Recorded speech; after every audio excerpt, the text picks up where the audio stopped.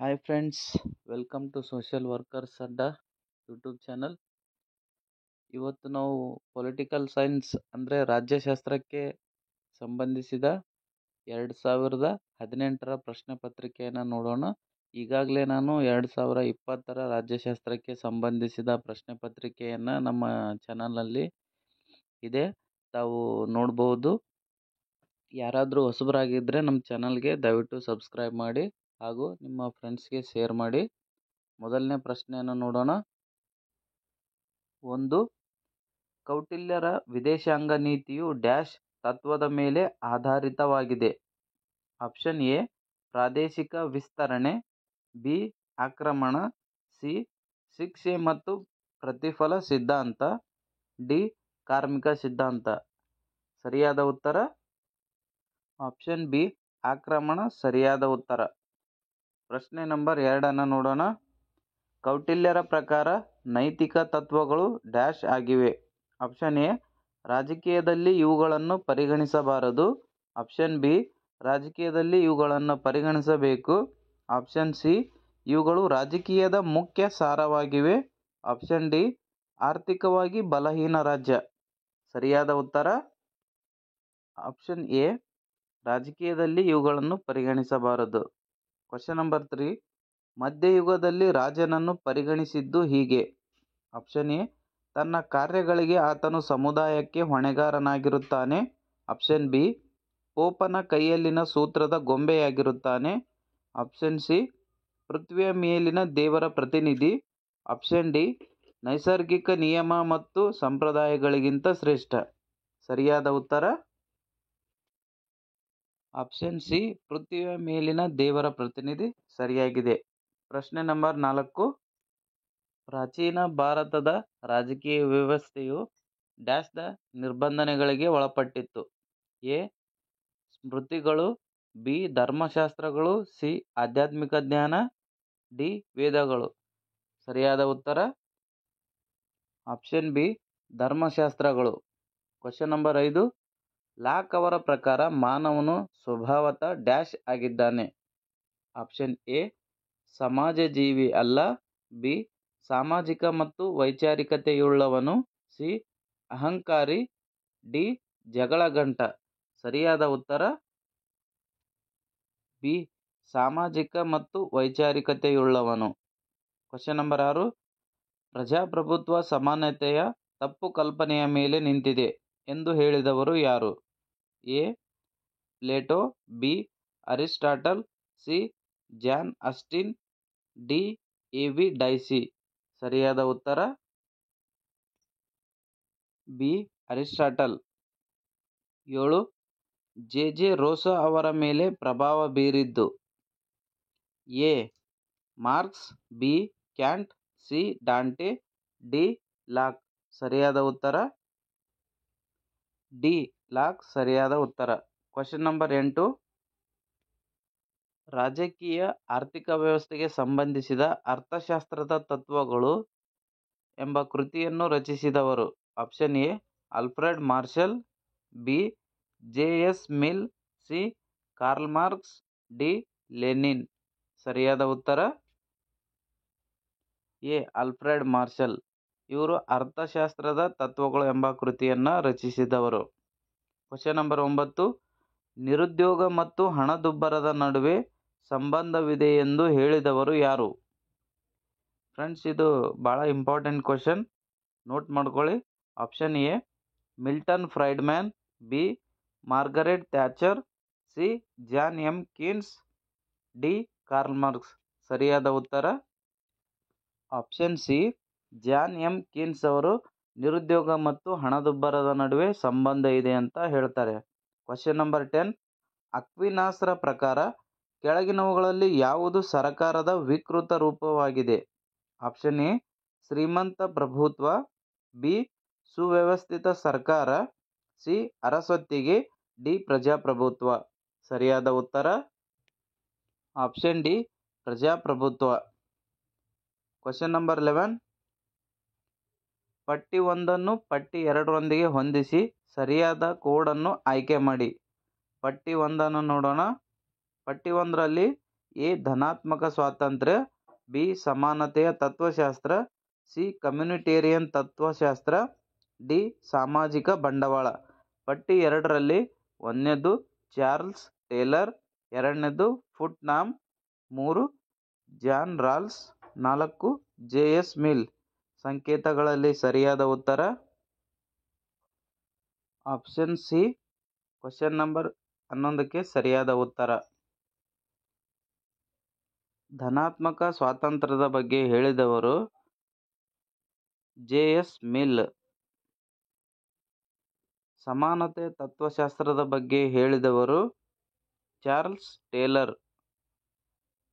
Communitarian ತತ್ವಶಾಸ್ತ್ರದ ಬಗ್ಗೆ ಮಾತನಾಡಿದವರು John ರಾಲ್ಸ್ ಹಾಗೂ ಸಾಮಾಜಿಕ ಬಂಡವಾಳ ಪುಟ್ನಾಮ್ ಅವರು ಹೇಳಿದ್ದಾರೆ. Question number 12.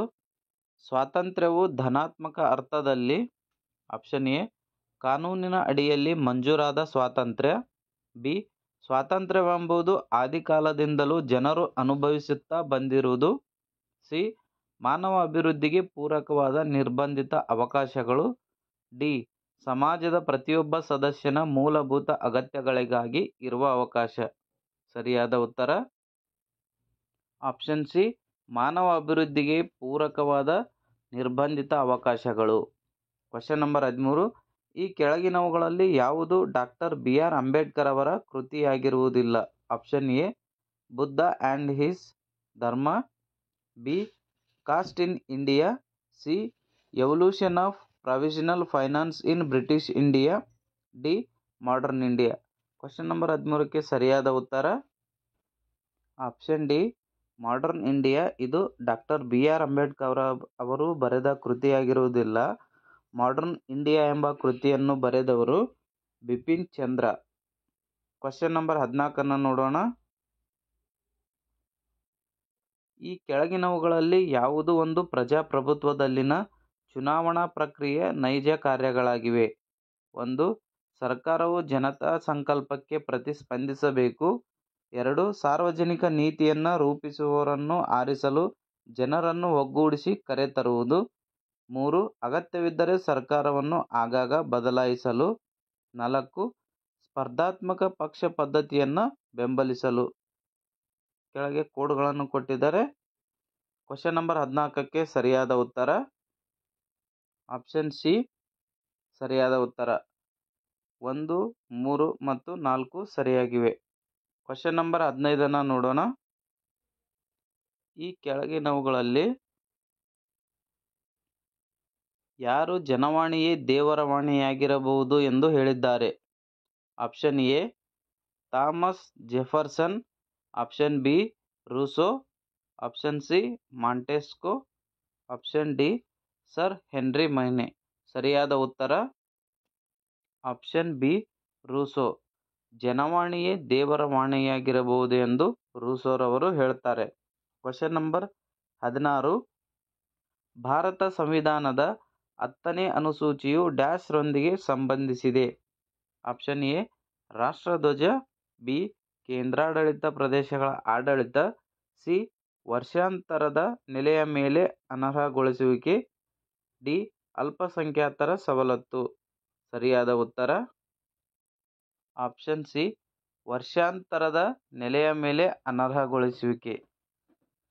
10ನೇ ಅನುಸೂಚಿ ಏನನ್ನು ಹೇಳುತ್ತದಂದ್ರೆ ಪಕ್ಷಾಂತರ ನಿಷೇಧ ಬಗ್ಗೆ ಹೇಳುತ್ತೆ. ಪಕ್ಷಾಂತರ ನಿಷೇಧ ಸಂವಿಧಾನದ 52ನೇ ತಿದ್ದುಪಡಿ 1985ನೇ ಕಾಯ್ದೆ ಹೇಳುತ್ತದೆ.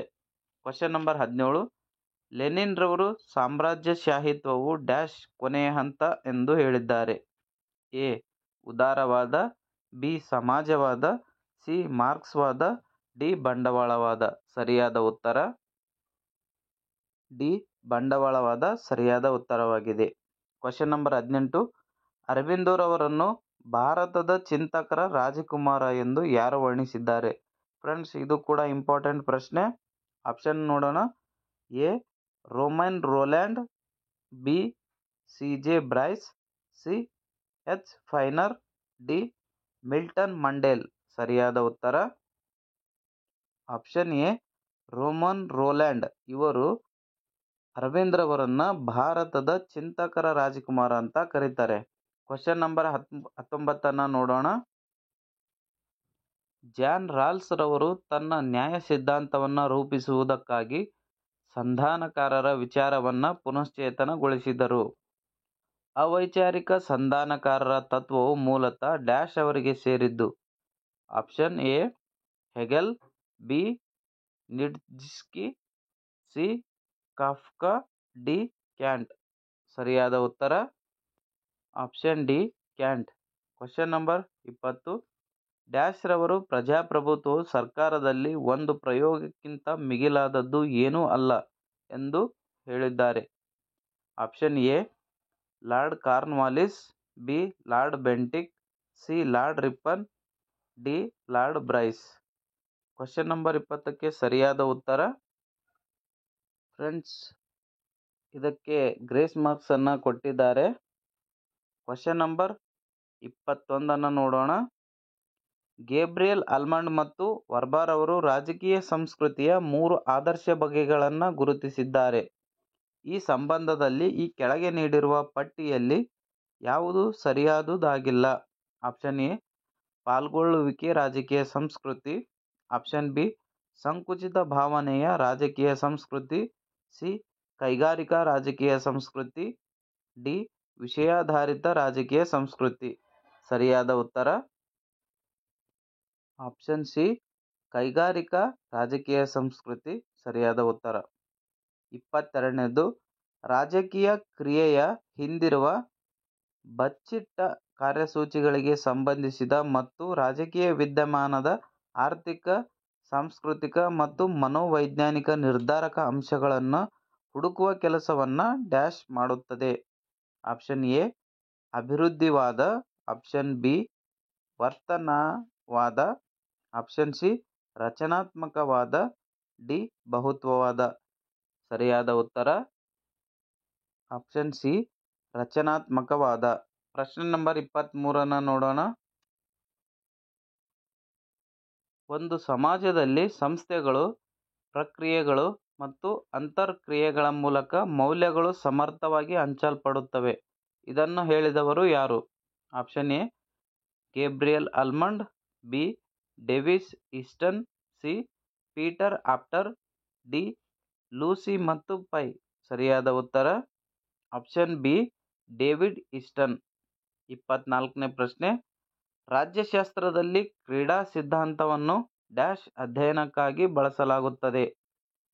ಆಪ್ಷನ್ ಎ ಶಾಂತಿ ಮತ್ತು ಸಂಘರ್ಷಕ್ಕೆ ಸಂಬಂಧಿಸಿದ ವಿಷಯಗಳು, ಬಿ ರಾಷ್ಟ್ರ ಅಥವಾ ಸಂಸ್ಥೆಗಳ ನಡುವಿನ ಸಹಕಾರ, ಸಿ ಅಂತಾರಾಷ್ಟ್ರೀಯ ಶಕ್ತಿ ಸಮತೋಲನ ಮತ್ತು ಶ್ರಮ ವಿಭಜನೆ, ಆಪ್ಷನ್ ಡಿ ಅಂತಾರಾಷ್ಟ್ರೀಯ ಸಂಬಂಧಗಳು ಮತ್ತು ರಾಯಭಾರತ್ವದ ಸಮಸ್ಯೆಗಳು.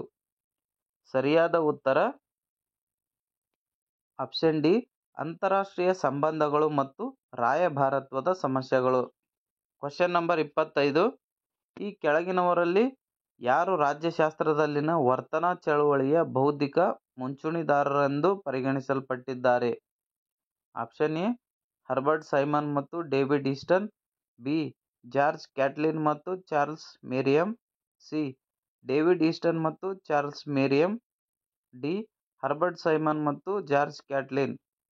ಸರಿಯಾದ ಉತ್ತರ ಆಪ್ಷನ್ ಬಿ ಜಾರ್ಜ್ ಕ್ಯಾಟ್ಲಿನ್ ಮತ್ತು ಚಾರ್ಲ್ಸ್ ಮೇರಿಯಮ್. ಇವರು ರಾಜ್ಯಶಾಸ್ತ್ರದಲ್ಲಿನ ವರ್ತನಾ ಚಳವಳಿಯ ಬೌದ್ಧಿಕ ಮುಂಚೂಣಿದಾರರಿಂದ ಪರಿಗಣಿಸಲ್ಪಟ್ಟಿದ್ದಾರೆ. ಕ್ವಶನ್ ನಂಬರ್ 26 ನೋಡೋಣ. ಕೆಳಗಿನವರಲ್ಲಿ ಯಾರು ರಾಜಕೀಯ ವಿಶ್ಲೇಷಣೆಯಲ್ಲಿ ವ್ಯವಸ್ಥಾ ಪರಿಕಲ್ಪನೆ ಬಳಕೆಯ ಮೇಲೆ ಮಹತ್ವವಾದ ಪ್ರಭಾವ ಬೀರಿದ್ದಾರೆ? Option A Talcott Parsons, B Robert Dahl, C Gramsci, D ಲಾಸ್ವೆಲ್.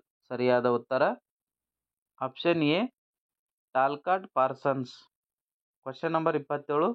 ಪಟ್ಟಿ 1 ಪಟ್ಟಿ 2 ಹೋಲಿಸಿ ಮತ್ತು ಸರಿಯಾದ ಕೋಡನ್ನು ಆಯ್ಕೆ ಮಾಡಿ. ಪಟ್ಟಿ 1ರಲ್ಲಿ ವರ್ತನವಾದಿಗಳು, ಪಟ್ಟಿ 2ರಲ್ಲಿ ಅವರ ಗ್ರಂಥಗಳನ್ನು ಕೊಟ್ಟಿದ್ದಾರೆ. ಪಟ್ಟಿ 1ರಲ್ಲಿ option A French Kent, B Herbert Kingston, D David Apter, D Robert Dahl. ಪಟ್ಟಿ 2ರಲ್ಲಿ ಒಂದನೇದು A preface to democratic theory. 2 political behaviour studies in election statistics. 3 political behaviour. 4 introduction to political analysis. ಸಂಕೇತಗಳಲ್ಲಿ ಸರಿಯಾದ ಉತ್ತರ ಆಪ್ಷನ್ ಬಿ ಸರಿಯಾದ ಉತ್ತರ. French Kent ಅವರು political behaviour ಅನ್ನೋ ಗ್ರಂಥವನ್ನು ಬರೀತಾರೆ. ಹರ್ಬರ್ಟ್ ಟಿಂಗ್ಸ್ಟನ್ ಇವರು political behaviour studies in election statistics ಅನ್ನು ಬರೀತಾರೆ. ಡೇವಿಡ್ ಆಪ್ಟರ್ ಇವರು ಇಂಟ್ರೊಡಕ್ಷನ್ ಟು ಪೊಲಿಟಿಕಲ್ ಅನಾಲಿಸಿಸ್ ಅನ್ನೋ ಗ್ರಂಥವನ್ನು ಬರೀತಾರೆ. ರಾಬರ್ಟ್ ದಾಲ್ ಅವರು ಅ ಪ್ರಿಫೇಸ್ ಟು ಡೆಮೋಕ್ರೆಟಿಕ್ ಥಿಯರಿ ಅನ್ನೋ ಗ್ರಂಥವನ್ನು ಬರೀತಾರೆ. Question number 28. ರಾಜಕೀಯ ಸಾಮಾಜೀಕರಣವು ರಾಜಕೀಯ ಅಭಿವೃದ್ಧಿಯನ್ನು ಅರ್ಥಮಾಡಿಕೊಳ್ಳಲು ಇರುವ ಬಹುದೊಡ್ಡ ವಿಶ್ವಸನೀಯ ದೃಷ್ಟಿಕೋನವಾಗಿದೆ, ಏಕೆಂದರೆ ಎ.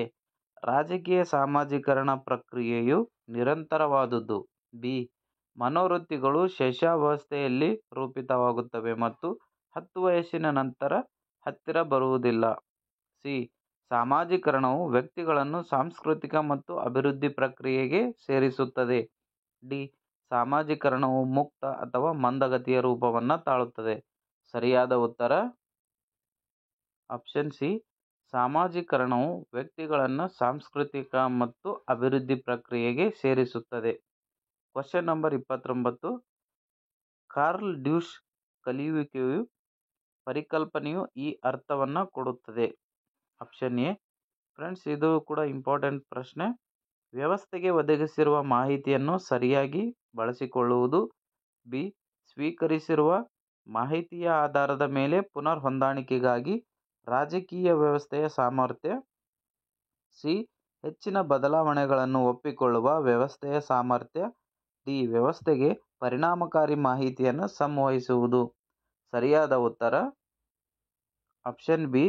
ಸ್ವೀಕರಿಸಿರುವ ಮಾಹಿತಿಯ ಆಧಾರದ ಮೇಲೆ ಪುನರ್ ಹೊಂದಾಣಿಕೆಗಾಗಿ ರಾಜಕೀಯ ವ್ಯವಸ್ಥೆಯ ಸಾಮರ್ಥ್ಯ. 30ನೇ ಪ್ರಶ್ನೆ.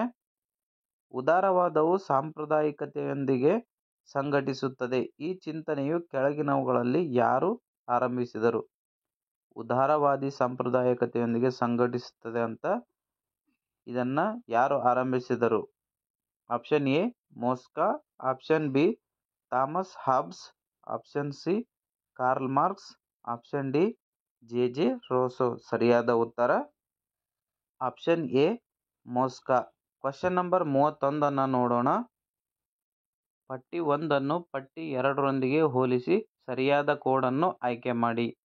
ಪಟ್ಟಿ 1ರಲ್ಲಿ ಪರಿಕಲ್ಪನೆಗಳನ್ನು ಕೊಟ್ಟಿದ್ದಾರೆ. ಪಟ್ಟಿ 2ರಲ್ಲಿ ಪರಿಕಲ್ಪನೆಯ ಪ್ರತಿಪಾದಕರನ್ನು ಕೊಟ್ಟಿದ್ದಾರೆ. ಪಟ್ಟಿ 1ರಲ್ಲಿ ನೋಡೋಣ. ಎ. ವಿಘಟನಾ ಸಿದ್ಧಾಂತ. ಬಿ. ವಿತರಣಾ ನ್ಯಾಯ. ಸಿ. ತೃಪ್ತತೆಯ ತತ್ವ. ಡಿ. ಹಕ್ಕುಗಳ ಸಿದ್ಧಾಂತ. ಪಟ್ಟಿ 2. 1ನೇದು ರಾಬರ್ಟ್ ನಾಜಿಕ್. 2 Harry Frankfurt. 3 ಡೆರಿಡಾ. 4 ಜಾನ್ ರಾಲ್ಸ್. ಸಂಕೇತಗಳಲ್ಲಿ ಸರಿಯಾದ ಉತ್ತರ ಆಪ್ಷನ್ ಸಿ ಸರಿಯಾದ ಉತ್ತರ. ಫ್ರೆಂಡ್ಸ್, ಈ ಪ್ರಶ್ನೆ ಕೂಡ ಇಂಪಾರ್ಟೆಂಟ್, ಇದನ್ನು ನೋಟ್ ಮಾಡ್ಕೊಳ್ಳಿ. ವಿಘಟನಾ ಸಿದ್ಧಾಂತ ಡೆರಿಡಾ ಹೇಳ್ತಾನೆ, ಮತ್ತು ವಿತರಣಾ ನ್ಯಾಯ ಇದು ಜಾನ್ ರಾಲ್ಸ್ ಪ್ರತಿಪಾದಿಸ್ತಾನೆ. ತೃಪ್ತತೆಯ ತತ್ವ ಅಂದರೆ ಸ್ಯಾಟಿಸ್ಫ್ಯಾಕ್ಷನ್ ಥಿಯರಿ ಇದನ್ನು ಹ್ಯಾರಿ ಫ್ರಾಂಕ್ಫರ್ಟ್ ಹೇಳ್ತಾನೆ. ಮತ್ತು ಲಾಸ್ಟ್ನೇದು ಹಕ್ಕುಗಳ ಸಿದ್ಧಾಂತ ಇದು ರಾಬರ್ಟ್ ನಾಜಿಕ್ ಅವರು ಹೇಳ್ತಾರೆ. ಕ್ವಶನ್ ನಂಬರ್ 32 ನೋಡೋಣ. ಫ್ರೆಂಡ್ಸ್, ಕ್ವಶನ್ ನಂಬರ್ 32 ಬಹಳ ಇಂಪಾರ್ಟೆಂಟ್ ಪ್ರಶ್ನೆ. ಸಾರ್ವಜನಿಕ ನೀತಿಯ ಪಿತಾಮಹ ಯಾರು? A. Harold Lasswell. B. O. E. Williamson. C. Peter Drucker. D. Ezekiel Dror. ಸರಿಯಾದ ಉತ್ತರ ಆಪ್ಷನ್ ಎ. ಹೆರಾಲ್ಡ್ ಲಾಸ್ವೆಲ್. ಸಾರ್ವಜನಿಕ ನೀತಿಯ ಪಿತಾಮಹ ಯಾರಂದ್ರೆ ಹೆರಾಲ್ಡ್ ಲಾಸ್ವೆಲ್. ಇದು ಇಂಪಾರ್ಟೆಂಟ್ ಪ್ರಶ್ನೆ. ಕ್ವಶನ್ ನಂಬರ್ 33 ನೋಡೋಣ. ಈ ಕೆಳಗೆ ನೀಡಲಾದ ಎರಡು ಹೇಳಿಕೆಗಳಲ್ಲಿ ಒಂದನ್ನು ಪ್ರತಿಪಾದನೆ ಎಂದು ಇನ್ನೊಂದನ್ನು ಕಾರಣ ಎಂದು ಲೇಬಲ್ ಮಾಡಲಾಗಿದೆ. ಪ್ರತಿಪಾದನೆ ಅಸರ್ಷನ್. ಸಂವಹನವು ಸಂಘಟನೆಯಲ್ಲಿ ಮಾಹಿತಿಯನ್ನು ರವಾನಿಸುತ್ತದೆ. ಕಾರಣ ರೀಸನ್. ಸಂವಹನವು ಪ್ರತಿಯೊಂದು ಸಂಘಟನೆಯ ರಕ್ತ ಪರಿಚಲನೆಯಾಗಿರುತ್ತದೆ. ಈ ಮೇಲಿನ ಸಂದರ್ಭದಲ್ಲಿ ಈ ಕೆಳಗಿನ ಯಾವ ಹೇಳಿಕೆಯು ಸತ್ಯವಾಗಿದೆ? ಕ್ವಶನ್ ನಂಬರ್ 33ಕ್ಕೆ ಸರಿಯಾದ ಉತ್ತರ ಆಪ್ಷನ್ ಎ ಮತ್ತು ಆರ್ ಎರಡು ಸರಿಯಾಗಿವೆ ಹಾಗೂ ಆರ್ ಎಗೆ ಸರಿಯಾದ ವಿವರಣೆಯಾಗಿದೆ. ಆಪ್ಷನ್ ಎ ಇಲ್ಲಿ ಸರಿಯಾದ ಉತ್ತರ. ಕ್ವಶನ್ ನಂಬರ್ 34 ನೋಡೋಣ. ರಾಜಕೀಯ ಸಾಮಾಜಿಕರಣವು ಡ್ಯಾಶ್ ವ್ಯವಸ್ಥೆಯ ರಾಜಕೀಯ ಸಂಸ್ಕೃತಿ ಮತ್ತು ಮನಃಶಾಸ್ತ್ರೀಯ ಆಯಾಮದೊಂದಿಗೆ ಸೇರ್ಪಡೆಯಾಗುವ ಪ್ರಕ್ರಿಯೆಯಾಗಿದೆ. ಆಪ್ಷನ್ ಎ ಸಮಾಜೋ ಆರ್ಥಿಕ, ಬಿ ರಾಜಕೀಯ, ಸಿ ಆರ್ಥಿಕ, ಡಿ ಸಾಮಾಜಿಕ. ಸರಿಯಾದ ಉತ್ತರ ರಾಜಕೀಯ.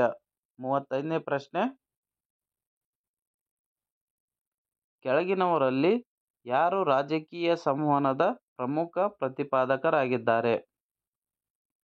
ರಾಜಕೀಯ ಸಂವಹನದ ಪ್ರಮುಖ ಪ್ರತಿಪಾದಕರು ಯಾರು ಅಂತ ಕೇಳಿದ್ದಾರೆ. Option A Karl Deutsch, B Morton Kaplan, C Michael Rush, D Almond Powell. ಸರಿಯಾದ ಉತ್ತರ ಆಪ್ಷನ್ ಎ ಕಾರ್ಲ್ ಡ್ಯೂಸ್. 36ನೇ ಪ್ರಶ್ನೆ. ಕ್ರಾಂತಿಯು ಒಂದು ತೀವ್ರತರವಾದ, ಮೂಲಭೂತವಾದ ಮತ್ತು ಪ್ರಬಲ ಮೌಲ್ಯ ಮತ್ತು ಮಿಥ್ಯಗಳಲ್ಲಿ ಆದ ಕ್ರಾಂತಿಕಾರಿಕ ದೇಶಿ ಬದಲಾವಣೆಯಾಗಿದೆ. ಈ ಹೇಳಿಕೆಯನ್ನ ನೀಡಿದವರು ಯಾರು? ಕ್ರಾಂತಿಯು ಒಂದು ತೀವ್ರತರವಾದ, ಮೂಲಭೂತವಾದ ಮತ್ತು ಪ್ರಬಲ ಮೌಲ್ಯ ಮತ್ತು ಮಿಥ್ಯಗಳಲ್ಲಿ ಆದ ಕ್ರಾಂತಿಕಾರಿಕ ದೇಶಿ ಬದಲಾವಣೆಯಾಗಿದೆ ಅನ್ನೋ ಹೇಳಿಕೆಯನ್ನ ಕೊಟ್ಟವರು ಯಾರಂತ ಕೇಳಿದರೆ option A Moore, B Cohen, C Samuel Huntington, D Francis Fukuyama. ಸರಿಯಾದ ಉತ್ತರ C Samuel Huntington. Question number 37. Mao Tse Tung ಅವರ ನವಪ್ರಜಾಪ್ರಭುತ್ವ ಪರಿಕಲ್ಪನೆಗೆ ತಿರುಳು. ಫ್ರೆಂಡ್ಸ್, ಇದು ಇಂಪಾರ್ಟೆಂಟ್ ಪ್ರಶ್ನೆ. ಆಪ್ಷನ್ ಎ ಬಂಡವಾಳಶಾಹಿಗಾರರ ಆಸ್ತಿಯನ್ನ ಜಪ್ತಿ ಮಾಡುವುದು ಹಾಗೂ ಅದನ್ನು ಶ್ರಮಜೀವಿಗಳ ನಡುವೆ ವಿತರಿಸುವುದು. ಬಿ ವ್ಯಾಪಾರ ಮತ್ತು ಕೈಗಾರಿಕೆಯು ಜನರ ಹಿಡಿತದಲ್ಲಿರುವುದು. ಸಿ ಸೋವಿಯತ್ ವ್ಯವಸ್ಥೆಯ ವಸ್ತುಶಃ ನಕಲಾಗಿದೆ. ಡಿ ಆಳ್ವಿಕೆಯ ಅಧಿಕಾರವು ಜನರ ಕೈಯಲ್ಲಿರುವುದು. ಸರಿಯಾದ ಉತ್ತರ ಆಪ್ಷನ್ ಬಿ ವ್ಯಾಪಾರ ಮತ್ತು ಕೈಗಾರಿಕೆಯು ಜನರ ಹಿಡಿತದಲ್ಲಿರುವುದು. ಇದು ಮಾವೋ ತ್ಸೆ ತುಂಗ್ ಅವರ ನವಪ್ರಜಾಪ್ರಭುತ್ವ ಪರಿಕಲ್ಪನೆಯ ತಿರುಳಾಗಿದೆ. ಕ್ವಶನ್ ನಂಬರ್ 38 ನೋಡೋಣ. ಈ ಕೆಳಗೆ ನೀಡಲಾದ ಎರಡು ಹೇಳಿಕೆಗಳಲ್ಲಿ ಒಂದನ್ನು ಪ್ರತಿಪಾದನೆ ಎಂದು ಇನ್ನೊಂದನ್ನು ಕಾರಣ ಎಂದು ಲೇಬಲ್ ಮಾಡಲಾಗಿದೆ. ಪ್ರತಿಪಾದನೆಯಲ್ಲಿ ಪ್ರಜಾಪ್ರಭುತ್ವ ವ್ಯವಸ್ಥೆಯ ಸರ್ಕಾರದಲ್ಲಿ ಪ್ರತಿಯೊಬ್ಬ ನಾಗರಿಕನು ಅವನ ಅಥವಾ ಅವಳ ವಯಸ್ಸನ್ನು ಪರಿಗಣಿಸದೆ ಸಮಾನವಾಗಿ ಸ್ವತಂತ್ರರಾಗಿದ್ದು ಅವರವರ ಅಭಿಪ್ರಾಯಗಳ ಎಲ್ಲ ವಿಷಯಗಳ ಮೇಲೆ ತಮಗೆ ಬೇಕಾದಂತೆ ಅಭಿವ್ಯಕ್ತಪಡಿಸಬಹುದು. ಕಾರಣ ಪ್ರಜಾಪ್ರಭುತ್ವಕ್ಕೆ ಸಂಬಂಧಿಸಿದಂತೆ ಕೆಲವು ಊಹೆಗಳಿವೆ. ಅವುಗಳೆಂದರೆ ವ್ಯಕ್ತಿಯು ವಿಚಾರವಂತನಾಗಿ ಆಲೋಚನಾ ಸಾಮರ್ಥ್ಯವನ್ನು ಹೊಂದಿದ್ದು ಸಮುದಾಯದ ಸಮಸ್ಯೆಗಳ ಬಗ್ಗೆ ಚರ್ಚಿಸುತ್ತಾರೆ. ವ್ಯಕ್ತಿಗತವಾಗಿ ದೇಹ ಮತ್ತು ಮನಸ್ಸಿನ ಪರಮಾಧಿಕಾರಿಯಾಗಿದ್ದು ಸಮುದಾಯ ಮತ್ತು ವ್ಯಕ್ತಿಯ ನಡುವೆ ಯಾವುದೇ ಸಂಘರ್ಷವಿರುವುದಿಲ್ಲ. ಈ ಮೇಲಿನ ಸಂದರ್ಭದಲ್ಲಿ ಈ ಕೆಳಗಿನ ಯಾವ ಹೇಳಿಕೆಯು ಸತ್ಯವಾದುದು ಅಂತ ಹೇಳಿದರೆ ಇಲ್ಲಿ ಸರಿಯಾದ ಉತ್ತರ ಆಪ್ಷನ್ ಡಿ ಸರಿಯಾದ ಉತ್ತರ. ಇಲ್ಲಿ ರೀಸನ್ ಸರಿಯಾಗಿದೆ, ಆದರೆ ಅಸರ್ಷನ್ ಅಂದ್ರೆ ಪ್ರತಿಪಾದನೆ ತಪ್ಪಾಗಿದೆ. ಕ್ವಶನ್ ನಂಬರ್ 39 ನೋಡೋಣ. ಜಮ್ಮು ಕಾಶ್ಮೀರದಲ್ಲಿ ಪಿಡಿಪಿ ಮತ್ತು ಬಿಜೆಪಿಯ ಸಮ್ಮಿಶ್ರ ಸರ್ಕಾರವನ್ನು ವಜಾ ಮಾಡಿದ ರಾಜ್ಯಪಾಲರು ಯಾರು? ಆಪ್ಷನ್ಗಳನ್ನು ನೋಡೋಣ. A Satyendra Pal, B Satyanarayana, C Satyapal Malik, D Satyendra Ghosh. 39ನೇ ಪ್ರಶ್ನೆಗೆ ಸರಿಯಾದ ಉತ್ತರ ಆಪ್ಷನ್ ಸಿ ಸತ್ಯಪಾಲ್ ಮಲಿಕ್. ಸರಿಯಾದ ಉತ್ತರ. ಫ್ರೆಂಡ್ಸ್, ಈಗ ಪ್ರೆಸೆಂಟ್ ಜಮ್ಮು ಮತ್ತು ಕಾಶ್ಮೀರದ ರಾಜ್ಯಪಾಲರು ಯಾರಾಗಿದ್ದಾರಂತೆ? ಮನೋಜ್ ಸಿನ್ಹಾರವರು ಜಮ್ಮು ಮತ್ತು ಕಾಶ್ಮೀರದ ರಾಜ್ಯಪಾಲರು. ನೆನಪಿಟ್ಕೊಳ್ಳಿ, ಮನೋಜ್ ಸಿನ್ಹಾ. Question number 40. ಇಡೀ ಜಗತ್ತಿನಲ್ಲಿಯೇ ಅತ್ಯಂತ ಪ್ರಬಲವಾದ ದ್ವಿತೀಯ ಸದನವು ಯಾವುದಂತ ಕೇಳಿದರೆ ಆಪ್ಷನ್ ಎ ಅಮೆರಿಕದ ಸೆನೆಟ್, ಬಿ ಸ್ವಿಸ್ನ ರಾಜ್ಯ ಮಂಡಳಿ, ಸಿ ಬ್ರಿಟನ್ನಿನ ಶ್ರೀಮಂತ ಸಭೆ, ಡಿ ರಾಜ್ಯಸಭೆ. ಜಗತ್ತಿನಲ್ಲಿಯೇ ಅತ್ಯಂತ ಪ್ರಬಲವಾದ ದ್ವಿತೀಯ ಸದನವು ಯಾವುದು ಅಂತ ಕೇಳಿದರೆ ಇದಕ್ಕೆ ಸರಿಯಾದ ಉತ್ತರ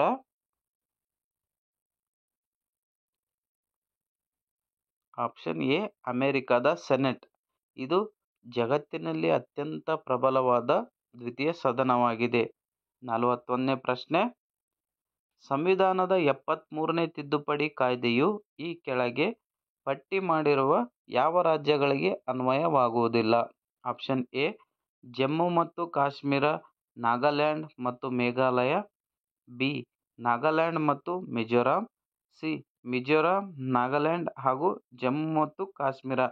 ಆಪ್ಷನ್ ಡಿ ಜಮ್ಮು ಮತ್ತು ಕಾಶ್ಮೀರ ಹಾಗೂ ಮಿಜೋರಾಂ. ಫ್ರೆಂಡ್ಸ್, 41ನೇ ಪ್ರಶ್ನೆ. ಇದು ಗ್ರೇಸ್ ಅಂಕಗಳನ್ನು ನೀಡಲಾಗಿದೆ. ನಾವು 42ನೇ ಪ್ರಶ್ನೆಯನ್ನು ನೋಡೋಣ. ಫ್ರೆಂಡ್ಸ್, 73ನೇ ತಿದ್ದುಪಡಿ ಕಾಯ್ದೆ ಎದಕ್ಕೆ ಸಂಬಂಧಪಡ್ತೈತೆ ಅಂತಂದ್ರೆ ಪಂಚಾಯತ್ ರಾಜ್ಗಳಿಗೆ ಸಂಬಂಧಪಡ್ತೈತಿ. ಪಂಚಾಯತ್ ರಾಜ್ಯದಲ್ಲಿ ಬರ್ತಕ್ಕಂಥ ಕಾಯ್ದೆಗಳ ತಿದ್ದುಪಡಿ ಬಗ್ಗೆ ಹೇಳ್ತೈತಿ. 42ನೇ ಪ್ರಶ್ನೆಯನ್ನು ನೋಡೋಣ. 42ನೇ ಪ್ರಶ್ನೆ.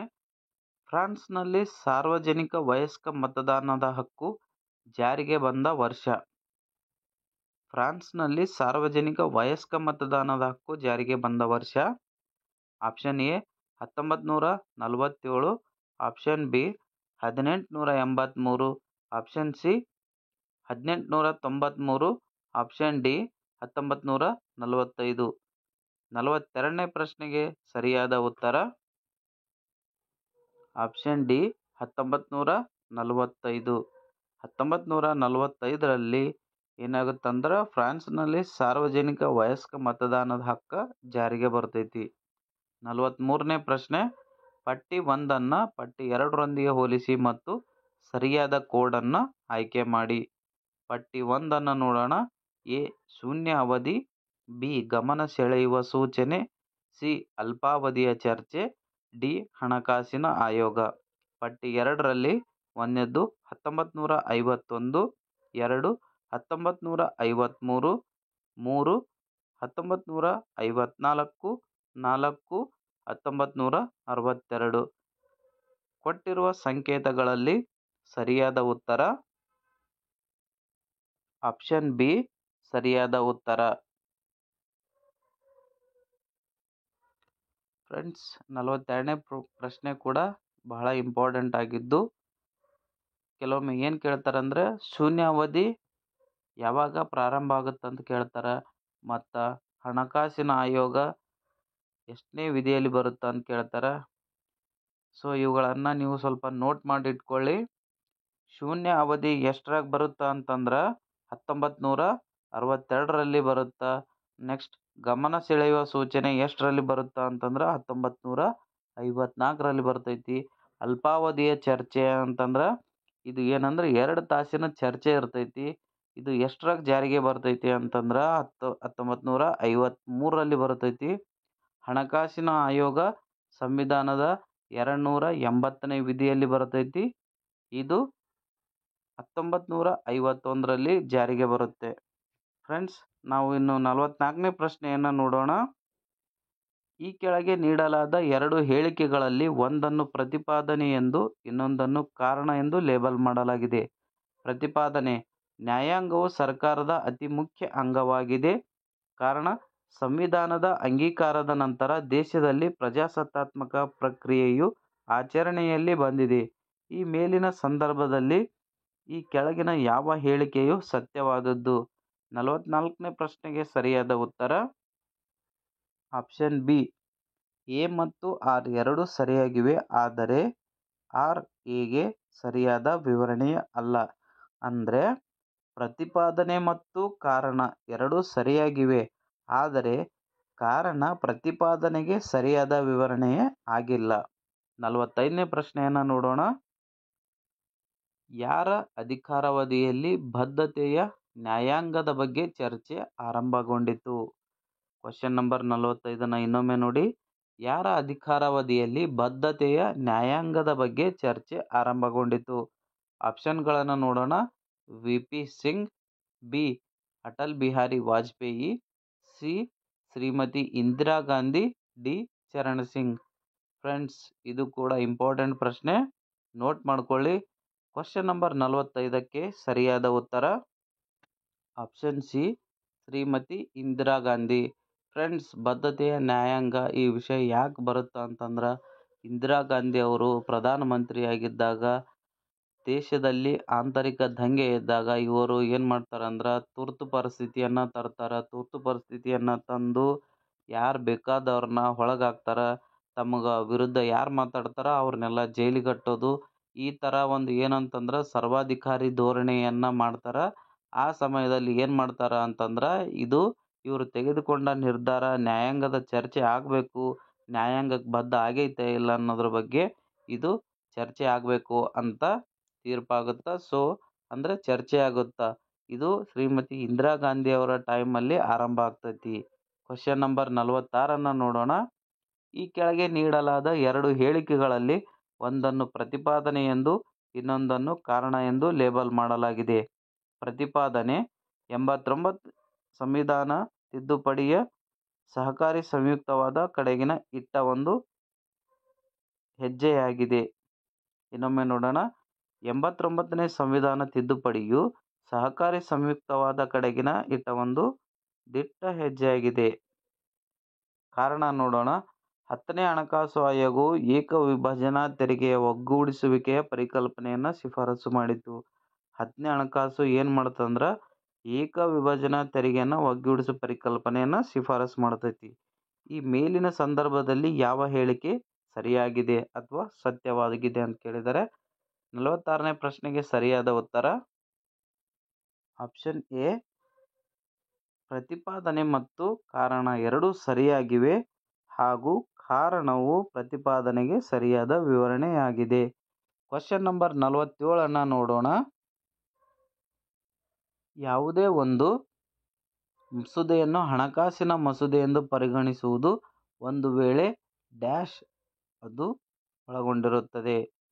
ಅಂದ್ರೆ ಯಾವುದೇ ಒಂದು ಹಣಕಾಸಿನ ಮಸೂದೆ ಅಂತ ಪರಿಗಣಿಸಬೇಕಾದ್ರೆ ಅದು ಏನನ್ನ ಒಳಗೊಂಡಿರಬೇಕು ಅಂತ ಕೇಳಿದ್ದಾರೆ. ಆಪ್ಷನ್ ಎ, ಸ್ಥಳೀಯ ಪ್ರಾಧಿಕಾರದಿಂದ ಯಾವುದೇ ರೀತಿಯ ತೆರಿಗೆಯ ನಿಯಂತ್ರಿಸುವಿಕೆ. ಬಿ, ಕೇಂದ್ರ ಅಥವಾ ರಾಜ್ಯ ಸರ್ಕಾರದಿಂದ ಹಣವನ್ನು ಸಾಲ ಪಡೆಯಲು ನಿಯಂತ್ರಣ. ಸಿ, ದಂಡಗಳ ಹೇರಿಕೆ. ಡಿ, ಕೇಂದ್ರದಿಂದ ಹಣ ಸ್ವೀಕರಿಸದಿರುವಿಕೆ. ಅಂದರೆ ಕೇಂದ್ರದಿಂದ ಹಣವನ್ನು ಸ್ವೀಕರಿಸಲಾರದು. ಸರಿಯಾದ ಉತ್ತರ ಆಪ್ಷನ್ ಬಿ, ಕೇಂದ್ರ ಅಥವಾ ರಾಜ್ಯ ಸರ್ಕಾರದಿಂದ ಹಣವನ್ನು ಸಾಲ ಪಡೆಯಲು ನಿಯಂತ್ರಣ. ಹಣಕಾಸಿನ ಮಸೂದೆ ಪರಿಗಣಿಸುವುದು ಒಂದು ವೇಳೆ ಏನಂತಂದ್ರೆ ಯಾವುದೇ ಒಂದು ಹಣಕಾಸು ಮಸೂದೆ ಏನನ್ನ ಪರಿಗಣಿಸ್ತೈತೆ ಅಂತಂದ್ರೆ ಕೇಂದ್ರ ಅಥವಾ ರಾಜ್ಯ ಸರ್ಕಾರದಿಂದ ಹಣವನ್ನು ಸಾಲ ಪಡೆಯಲು ನಿಯಂತ್ರಣವನ್ನು ಮಾಡುತ್ತೈತಿ. 48ನೇದು, ನೀತಿ ಆಯೋಗದ ಮುಖ್ಯ ಕಾರ್ಯನಿರ್ವಹಣಾಧಿಕಾರಿ ಯಾರು? ಫ್ರೆಂಡ್ಸ್, ಈ ಪ್ರಶ್ನೆ ಇಂಪಾರ್ಟೆಂಟ್. ಇದು 2018ರಲ್ಲಿ ಕೇಳಿರ್ತಕ್ಕಂಥ ಪ್ರಶ್ನೆ. 2018ರಲ್ಲಿ ನೀತಿ ಆಯೋಗದ ಮುಖ್ಯ ಕಾರ್ಯನಿರ್ವಹಣಾಧಿಕಾರಿ ಯಾರಂತ ಕೇಳಿದ್ದಾರೆ. Option A, Rajiv Kumar. B, Ramesh Chand. C, Urjit Patel. D, Amitabh Kant. ಸರಿಯಾದ ಉತ್ತರ ಆಪ್ಷನ್ ಡಿ, ಅಮಿತಾಬ್ ಕಾಂತ್.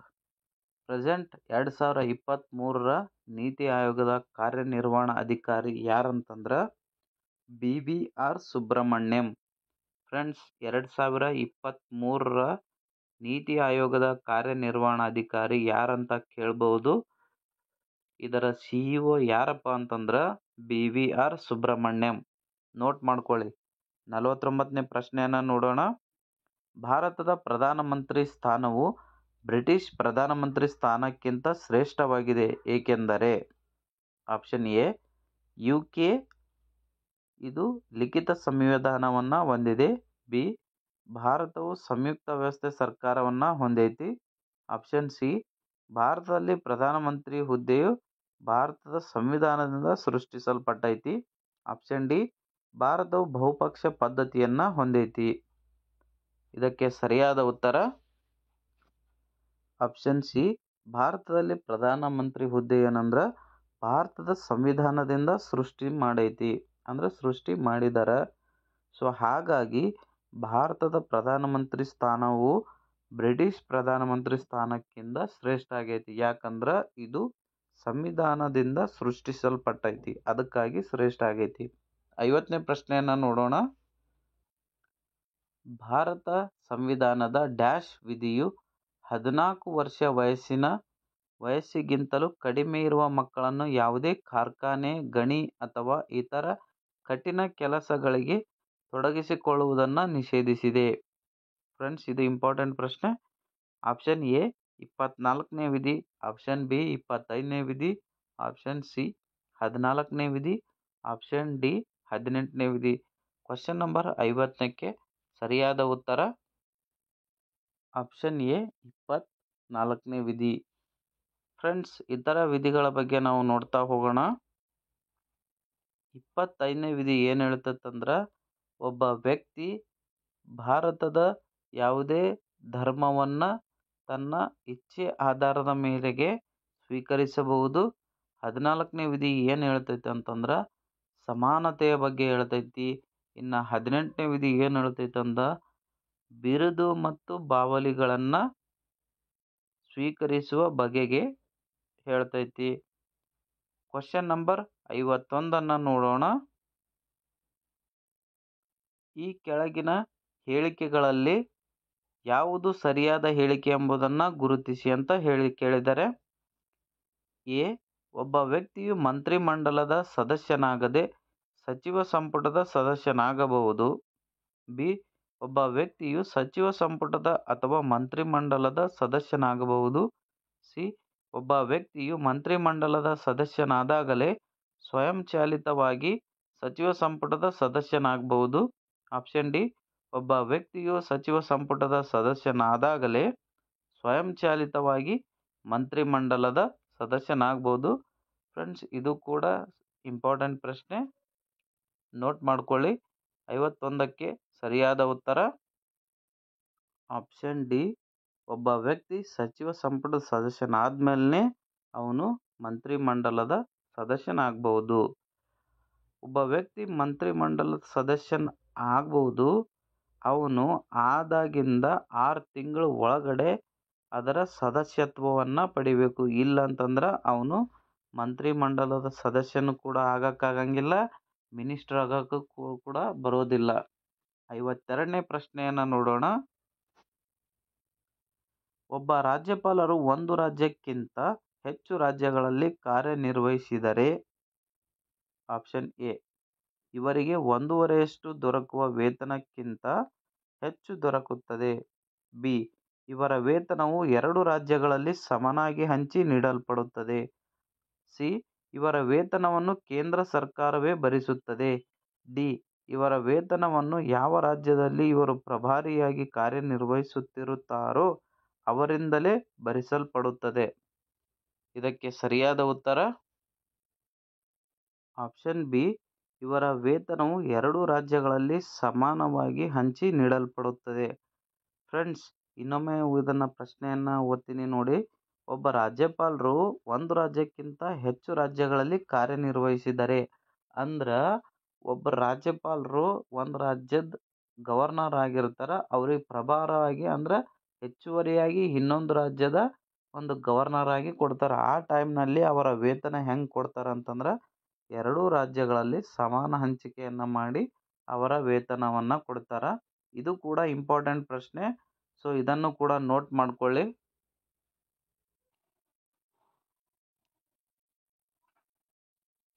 53ನೇ ಪ್ರಶ್ನೆ ನೋಡೋಣ. ಭಾರತದ ಚುನಾವಣಾ ಪ್ರಕ್ರಿಯೆಯಲ್ಲಿ ಈ ಕೆಳಗಿನವುಗಳಲ್ಲಿ ಯಾವುದನ್ನು ತಪ್ಪಾಗಿ ಸೇರಿಸಲಾಗಿದೆ? ಆಪ್ಷನ್ ಎ, ಹೆಚ್ಚಿನ ಸಂಖ್ಯೆಯಲ್ಲಿ ಸ್ವತಂತ್ರ ಅಭ್ಯರ್ಥಿಗಳು ಚುನಾವಣೆಯಲ್ಲಿ ಭಾಗವಹಿಸುವುದನ್ನು. ಬಿ, ಭ್ರಷ್ಟ ಆಚರಣೆಗಳನ್ನು ಪ್ರೋತ್ಸಾಹಿಸುವುದನ್ನು. ಸಿ. ಹೆಚ್ಚುತ್ತಿರುವ ಹಣ ಮತ್ತು ತೋಳ್ಬಲದ ಉಪಯೋಗವನ್ನು. ಡಿ. ಹೆಚ್ಚಿನ ಸಂಖ್ಯೆಯಲ್ಲಿ ಪ್ರಾದೇಶಿಕ ಪಕ್ಷಗಳು ಚುನಾವಣೆಯಲ್ಲಿ ಸ್ಪರ್ಧಿಸುವುದನ್ನು. 53ನೇ ಪ್ರಶ್ನೆಗೆ ಸರಿಯಾದ ಉತ್ತರ ಆಪ್ಷನ್ ಡಿ. ಹೆಚ್ಚಿನ ಸಂಖ್ಯೆಯಲ್ಲಿ ಪ್ರಾದೇಶಿಕ ಪಕ್ಷಗಳು ಚುನಾವಣೆಯಲ್ಲಿ ಸ್ಪರ್ಧಿಸುವುದನ್ನು. 54ನೇ ಪ್ರಶ್ನೆ ನೋಡೋಣ.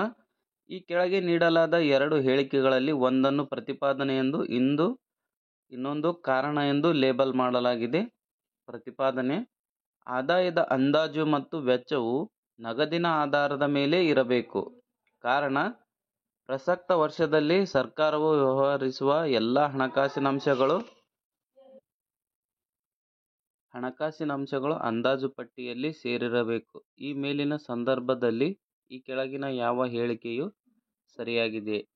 54ನೇ ಪ್ರಶ್ನೆಗೆ ಸರಿಯಾದ ಉತ್ತರ ಆಪ್ಷನ್ ಸಿ.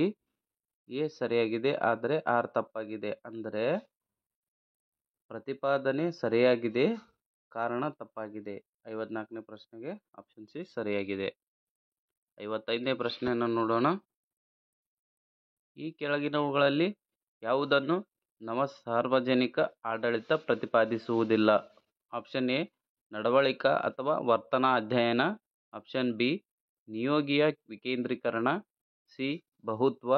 ಡಿ. ಮಾನವತಾವಾದ. ಸರಿಯಾದ ಉತ್ತರ ಆಪ್ಷನ್ ಎ. ನಡವಳಿಕಾ ಅಥವಾ ವರ್ತನಾ ಅಧ್ಯಯನ ಸರಿಯಾದ ಉತ್ತರ. 56ನೇ ಪ್ರಶ್ನೆ. ಭಾರತದ ಆಯವ್ಯಯವನ್ನು ಜಾರಿಗೆ ತರುವಾಗ ಇರುವ ಸರಿಯಾದ ಅನುಕ್ರಮದ ಹಂತಗಳು ಯಾವುವು? Option A. ಹಣಕಾಸು ಮಸೂದೆ, ವಿತರಣಾ ಮಸೂದೆ, ಅನುದಾನ ಬೇಡಿಕೆಯ ಮೇಲಿನ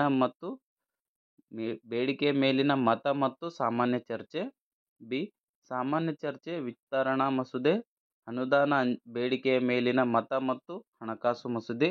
ಸಿ. ಸಾಮಾನ್ಯ ಚರ್ಚೆ, ಹಣಕಾಸು ಮಸೂದೆ, ವಿತರಣಾ ಮಸೂದೆ ಮತ್ತು ಅನುದಾನ ಬೇಡಿಕೆಯ ಮೇಲಿನ ಮತ. ಡಿ. ಸಾಮಾನ್ಯ ಚರ್ಚೆ, ಅನುದಾನ ಬೇಡಿಕೆಯ ಮೇಲಿನ ಮತ, ವಿತರಣಾ ಮಸೂದೆ ಮತ್ತು ಹಣಕಾಸು ಮಸೂದೆ. 56ನೇ ಪ್ರಶ್ನೆಗೆ ಸರಿಯಾದ ಉತ್ತರ ಆಪ್ಷನ್ ಡಿ.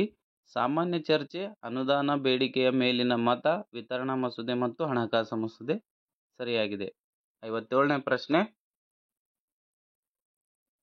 ನವ ಸಾರ್ವಜನಿಕ ಆಡಳಿತವು ಪ್ರಮುಖವಾಗಿ ಡ್ಯಾಶ್ರ ವಿರುದ್ಧದ ಚಳುವಳಿ.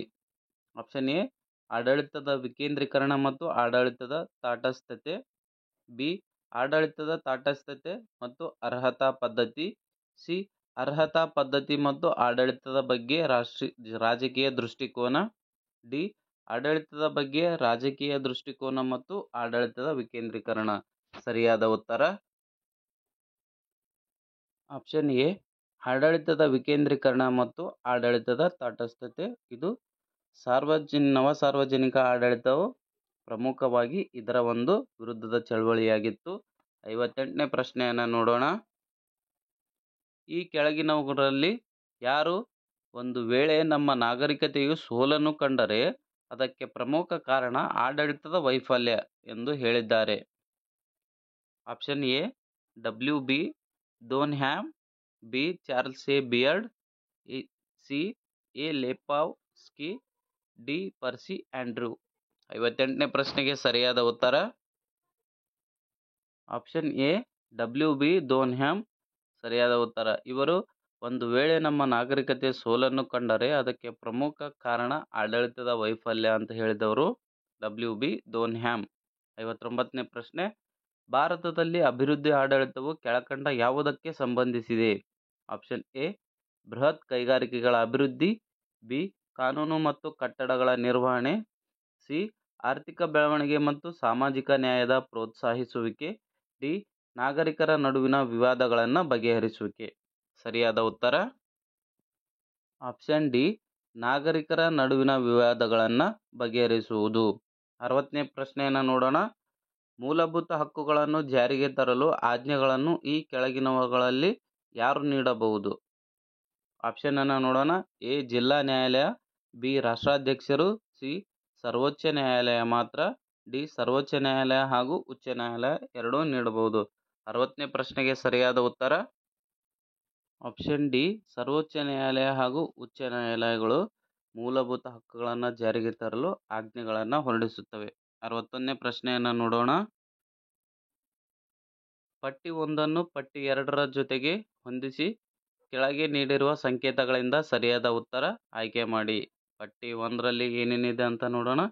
ಎ 243 ಕೆ ವಿಧಿ, ಬಿ 243 ಎಫ್ ವಿಧಿ, ಸಿ 243 ಡಿ ವಿಧಿ, ಡಿ 243 ಜಿ ವಿಧಿ, ಆಮೇಲೆ 243 ಎಚ್ ವಿಧಿ.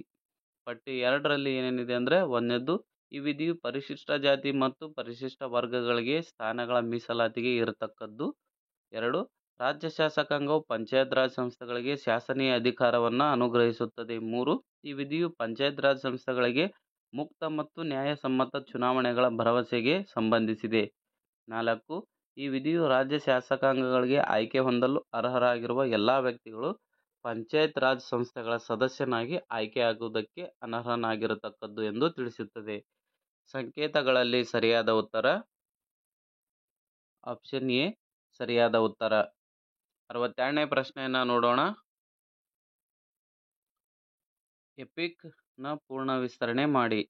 Option A electronic photo identity card, B electors photo identity card, C electronic photo information card, D electors photo enquiry card. 62ನೇ ಪ್ರಶ್ನೆಗೆ ಸರಿಯಾದ ಉತ್ತರ option B electors photo identity card. 63ನೇ ಪ್ರಶ್ನೆ. ಪಟ್ಟಿ 1ನ್ನು ಪಟ್ಟಿ 2ರೊಂದಿಗೆ ಹೋಲಿಸಿ ಸರಿಯಾದ ಕೋಡನ್ನು ಆಯ್ಕೆ ಮಾಡಿ. ಪಟ್ಟಿ 1, ಎ ಸಾರ್ವಜನಿಕ ಲೆಕ್ಕ ಸಮಿತಿ, ಬಿ ಸಾರ್ವಜನಿಕ ಉದ್ದಿಮೆಗಳ ಮೇಲೆ ಸಮಿತಿ, ಸಿ ಅಂದಾಜು ಸಮಿತಿ, ಡಿ ಅಧೀನ ಶಾಸನಗಳ ಮೇಲಿನ ಸಮಿತಿ. ಪಟ್ಟಿ 2ರಲ್ಲಿ ಒಂದನೇದು ವೆಚ್ಚ ಮಾಡುವುದರಲ್ಲಿ ಮಿತವ್ಯಯ ಸಲಹೆ, 2ನೇದು ಶಾಸಕಾಂಗದಿಂದ ಜಾರಿ ಮಾಡಲ್ಪಟ್ಟ ಕಾಯ್ದೆಗಳ ಅಡಿಯಲ್ಲಿ ಕಾರ್ಯಾಂಗೀಯ ಇಲಾಖೆಗಳಿಂದ ಮಾಡಿದ ನಿಯಮಗಳ ಪರಿಶೀಲನೆ, 3 ಸಾರ್ವಜನಿಕ ಉದ್ಯಮಗಳ ಕಾರ್ಯವೈಖರಿಯ ಪರಾಮರ್ಶೆ, 4 ವಿನಿಯೋಗ ಲೆಕ್ಕಪತ್ರಗಳ ಪರಿಶೀಲನೆ. ಸಂಕೇತಗಳಲ್ಲಿ ಸರಿಯಾದ ಉತ್ತರ ಆಪ್ಷನ್ ಡಿ ಸರಿಯಾದ ಉತ್ತರ. 64ನೇ ಪ್ರಶ್ನೆ. ಈ ಕೆಳಗೆ ನೀಡಲಾದ 2 ಹೇಳಿಕೆಗಳಲ್ಲಿ ಒಂದನ್ನು ಪ್ರತಿಪಾದನೆ ಎಂದು ಇನ್ನೊಂದನ್ನು ಕಾರಣ ಎಂದು ಲೇಬಲ್ ಮಾಡಲಾಗಿದೆ. ಪ್ರತಿಪಾದನೆ: ಅಭಿವೃದ್ಧಿಶೀಲ ದೇಶಗಳಲ್ಲಿ ಅಧಿಕಾರಶಾಹಿಯು ಪ್ರಧಾನ ಪಾತ್ರವನ್ನು ವಹಿಸುತ್ತದೆ. ಕಾರಣ: ಮ್ಯಾಕ್ಸ್ ವೆಬರ್ ಅವರು ಅಧಿಕಾರಶಾಹಿಯ ಪದ್ಧತಿಯ ಗುಣಗಳನ್ನು ಹೊರತಂದಿದ್ದಾರೆ. ಈ ಮೇಲಿನ ಸಂದರ್ಭದಲ್ಲಿ ಯಾವ ಹೇಳಿಕೆ ಸರಿಯಾಗಿದೆ ಅಂತ ಕೇಳಿದರೆ 64ನೇ ಪ್ರಶ್ನೆಗೆ ಸರಿಯಾದ ಉತ್ತರ ಆಪ್ಷನ್ ಬಿ ಪ್ರತಿಪಾದನೆ ಮತ್ತು ಕಾರಣ ಎರಡೂ ಸರಿಯಾಗಿವೆ, ಆದರೆ ಕಾರಣ ಪ್ರತಿಪಾದನೆಗೆ ಸರಿಯಾದ ವಿವರಣೆ ಆಗಿಲ್ಲ. 65ನೇ ಪ್ರಶ್ನೆ. ಪಟ್ಟಣ ಪ್ರದೇಶ ಸಮಿತಿಗಳು ಎ ಗುಜರಾತ್ನಲ್ಲಿ ಪ್ರಥಮ ಬಾರಿಗೆ ಪರಿಚಯಿಸಲ್ಪಟ್ಟವು, ಬಿ ಅವುಗಳು ಕೇವಲ ದೊಡ್ಡ ಪಟ್ಟಣಗಳಿಗೆ ಸೀಮಿತವಾಗಿವೆ, ಸಿ ಅವುಗಳು ಸಣ್ಣ ಪಟ್ಟಣಗಳಿಗೆ ಸೀಮಿತವಾಗಿವೆ, ಡಿ ಇಂದು ಅವು ಭಾರತದಲ್ಲಿ ಅಸ್ತಿತ್ವದಲ್ಲಿಲ್ಲ. 55ನೇ ಪ್ರಶ್ನೆಗೆ ಸರಿಯಾದ ಉತ್ತರ ಆಪ್ಷನ್ ಬಿ ಅವುಗಳು ಕೇವಲ ದೊಡ್ಡ ಪಟ್ಟಣಗಳಿಗೆ ಸೀಮಿತವಾಗಿವೆ. ಪಟ್ಟಣ ಪ್ರದೇಶ ಸಮಿತಿಗಳು ಎದಕ್ಕೆ ಇದಾಗಿದ್ವೆ ಅಂದರೆ ಅವುಗಳು ಕೇವಲ ದೊಡ್ಡ ಪಟ್ಟಣಗಳಿಗೆ ಮಾತ್ರ ಸೀಮಿತವಾಗಿವೆ. 66ನೇ ಪ್ರಶ್ನೆ ನೋಡೋಣ. ಮುಂಗಡ ಪತ್ರಕ್ಕೆ ಸಂಬಂಧಿಸಿದಂತೆ ಗಿಲೋಟಿನ್ ಪದವನ್ನು ಇದಕ್ಕೆ ಸಂಬಂಧಿಸಿದಂತೆ ಬಳಸಲಾಗುತ್ತದೆ. ಆಪ್ಷನ್ ಎ ವಿನಿಯೋಗ ಮಸೂದೆ, ಬಿ ಹಣಕಾಸು ಮಸೂದೆ, ಸಿ ಭರಿಸಿದ ವೆಚ್ಚ, ಡಿ ಬೇಡಿಕೆಗಳ ಮೇಲಿನ ಮತ. ಸರಿಯಾದ ಉತ್ತರ ಆಪ್ಷನ್ ಡಿ ಬೇಡಿಕೆಗಳ ಮೇಲಿನ ಮತ. 67ನೇ ಪ್ರಶ್ನೆ ನೋಡೋಣ.